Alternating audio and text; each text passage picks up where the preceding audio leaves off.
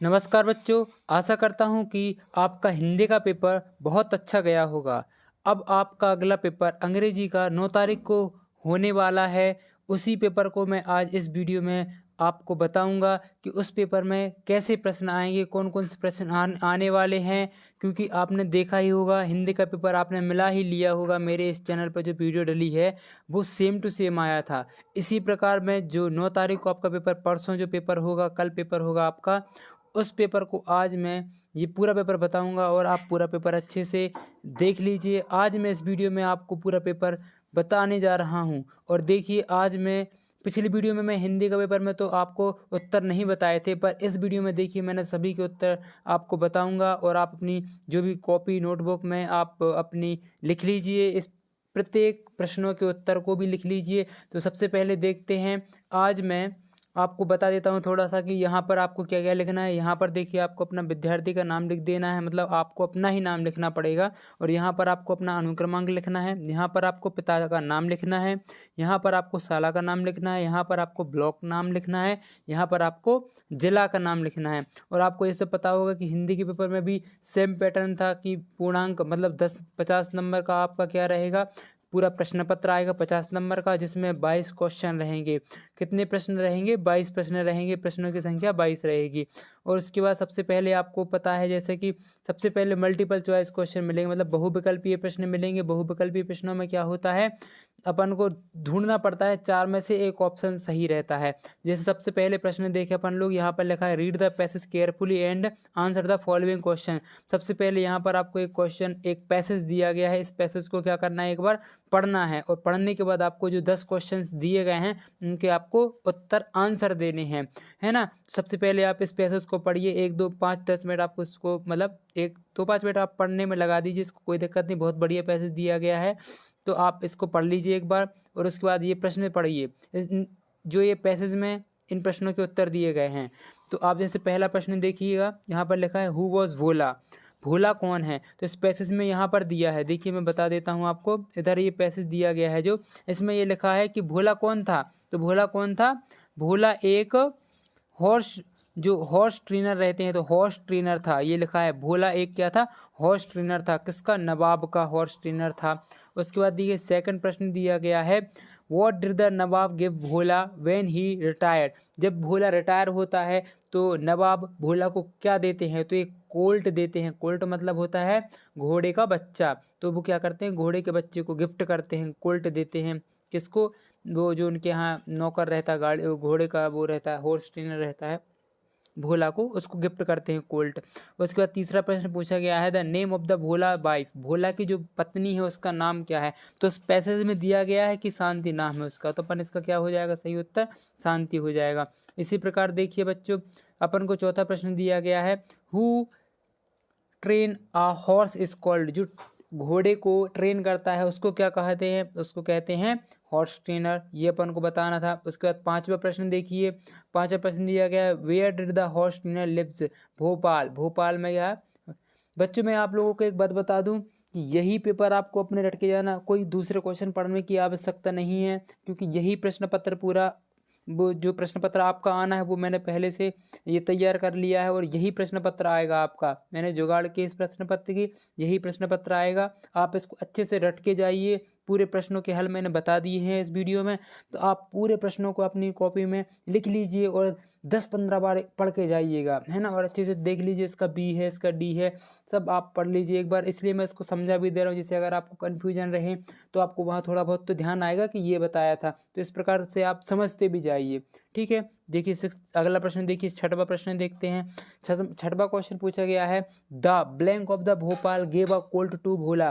भोला को कोल्ट कौन देता है? तो कौन देता है? नवाब देता है। कोल्ट मतलब बताया था मैंने अभी कुछ देर पहले, क्या होता है? घोड़े का बच्चा। उसके बाद देखिए सातवां प्रश्न देखिए, सातवां प्रश्न पूछा गया है, the colt grow up to be. जो कोल्ट है वो बड़ा होने के बाद क्या बनता है? तो घोड़ा बनेगा, ऑफकोर्स। क्या बनेगा? घोड़े ही बनेगा बड़े होके, क्योंकि घोड़े का बच्चा होता है कोल्ट। तो बड़ा होकर क्या बनेगा? घोड़ा बनेगा। उसके बाद देखिए नौवां प्रश्न देखिए, the past tense of work.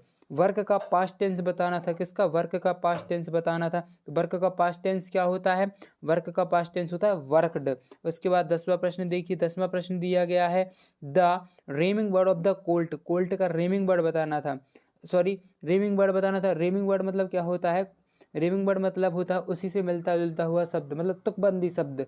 तो इसमें कोल्ट है तो यहाँ पे इसका रेमिंग वर्ड क्या हो जाएगा? बोल्ट। कोल्ट बोल्ट ये क्या है? रेमिंग वर्ड है। तो कोल्ट का क्या हो जाएगा? बोल्ट हो जाएगा।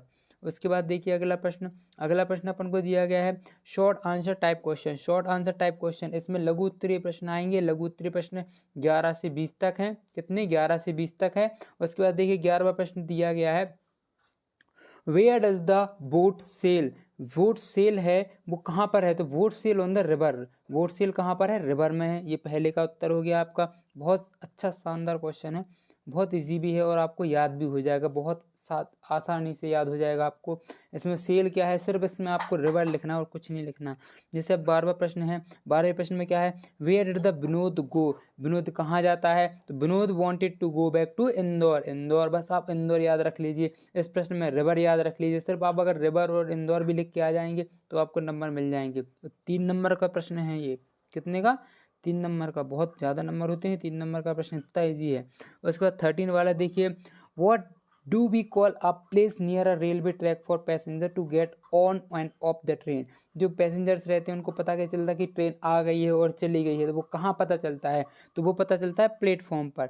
जब पैसेंजर्स आप जाते होंगे ट्रेन पे, आपको पता है कि आपको पता कैसे चलेगा? आप बाहर स्टेशन के रहोगे तो पता नहीं चलेगा, आपको प्लेटफॉर्म के अंदर जाना पड़ता है तो पता चल जाता है वही ट्रेन आने वाली है कि जाने वाली। तो वो कहाँ से? प्लेटफॉर्म से पता चलेगा। ठीक है। उसके बाद प्लेटफॉर्म पे अपन ट्रेन लेने जाते, ट्रेन पकड़ते हैं, प्लेटफॉर्म पे जाना पड़ता है अपन को ट्रेन में बैठने के लिए। उसके बाद देखिए 14 प्रश्न पूछा है what day come after Wednesday. Wednesday के बाद क्या आता है? थर्सडे आता है। उसके बाद देखिए 15वां प्रश्न। 15वां प्रश्न अपन को दिया गया है, ये देखिए 15 प्रश्न दिया है rearrange the word and make the meaningful sentence. अपन को इसमें जो ये वर्ड दिए गए थे, कौन कौन से वर्ड दिए गए थे अपन को? इसमें वर्ड दिए गए हैं and they way met the an old man, ये वर्ड दिए थे। इन वर्डों को मिलाकर अपन को एक क्या बनाना था? वाक्य बनाना था, एक सेंटेंस बनाना था। एक क्या बनाना था? एक वाक्य बनाना था इनको अरेंज करके। तो एक मैंने वाक्य बना दिया they met an old man on the way. ये इसका क्या हो जाएगा? आंसर हो जाएगा। उसके बाद देखिए अगला प्रश्न, देखिए इसको लिख लीजिएगा, आप अपनी कॉपी में लिख लीजिए आराम से, वीडियो को पॉज करके लिख लीजिए। और यही पेपर आने वाला है दोस्तों, इसलिए अच्छे से देखते जाइए, अच्छे से लिख लीजिए एक एक प्रश्न को।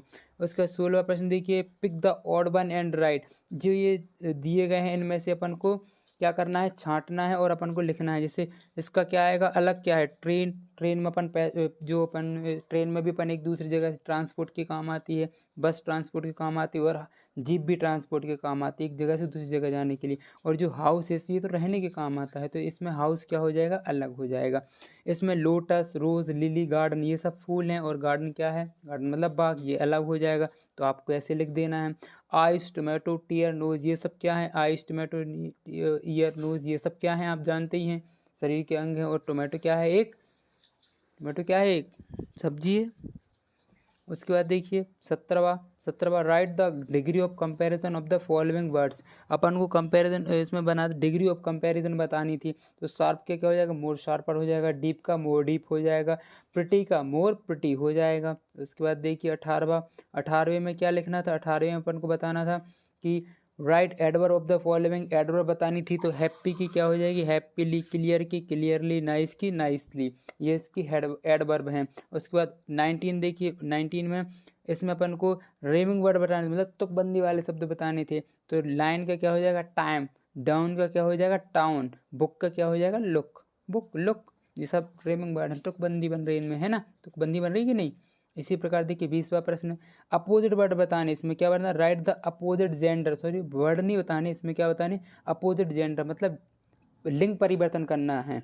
तो किंग का क्या हो जाएगा? क्वीन। गर्ल का बॉय। लाइन का लाइनेस। ये सब क्या हैं? उनके अपोजिट जेंडर हैं। तो ये बता दिए अपन ने। अब देखिए यहाँ से 5 नंबर के 2 प्रश्न आएंगे आपको, तो 5 नंबर के ये तो आपको रट के जाने जाने हैं। इसके बाद देखिए long answer type question 21-22। Right a paragraph 5 to 6 sentences on any festival with the help of given word. जो अपन को ये शब्द दिए गए हैं, ये शब्द दिए गए हैं, कौन कौन से शब्द दिए गए हैं नीचे देखिए, family, celebrate, month, together, unite और डेकोरेट। इन सबको मिलाकर आपको एक क्या करना है, एक फेस्टिवल पर